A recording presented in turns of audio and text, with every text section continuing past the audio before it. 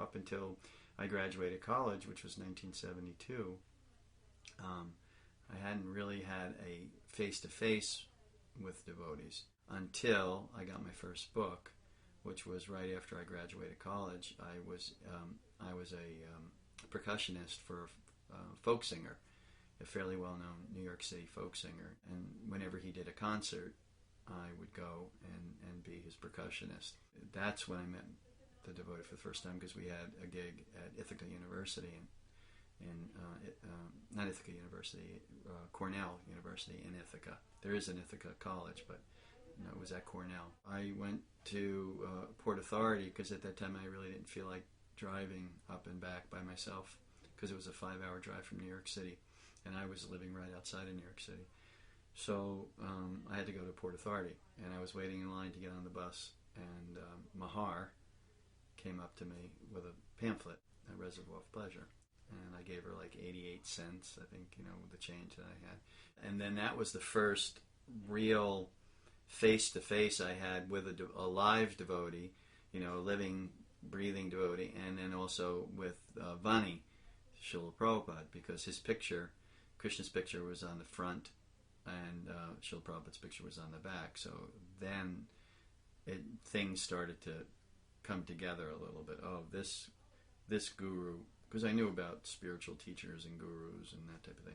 So I say, oh, this guru is the one that is promoting this mantra. I read that pamphlet several times on the way back and forth to Cornell University. Coincidentally, I was gone on that trip for about a week, and when I came back, I met Devi Shakti again at Port Authority. I mean, Port Authority was a real hub of activity for devotees. They distributed a lot of books there, met a lot of people. I ran out of money, and I didn't even have enough money. I had a round-trip bus ticket from Ithaca and back, but in New York City, I had to get home, and I had to take a bus, and I had no money to get home. I don't know how it worked out or whatever, because I usually got paid, like 2 weeks later for the gig. I was like sitting there thinking, what am I going to do? So I called up one of my friends, and I asked him if he would pick me up. And he said, yeah, I'll come and get you. So I had to wait about a half hour for him to get there, half hour, 45 minutes. And I was just kind of sitting on my suitcase, and Devi Shakti came up to me. And I was sitting on my suitcase, so I was elevated, and she sat right at my feet. And she just looked up to me. Devi Shakti is very small and petite, and she has big eyes. And she just looked up at me, and she said, she handed me, I forget exactly what she said, but she handed me the Bhagavad Gita. And I took the Bhagavad Gita. I already knew more or less because of my experience with the Isherwood version. But this Gita was, beautiful. It was beautifully designed, and it was a hardbound. It was substantial, and I was just like awestruck. And she gave me a little bit of a intro into Bhagavad. And I told her, I said, I've read Bhagavad Gita. She said, oh, have you read my guru's Bhagavad Gita? And I said, no, I've never seen this version of it. So she said, oh, you must take this. She said it has his purports. It's really filled with spiritual realizations. And I said, wow, great.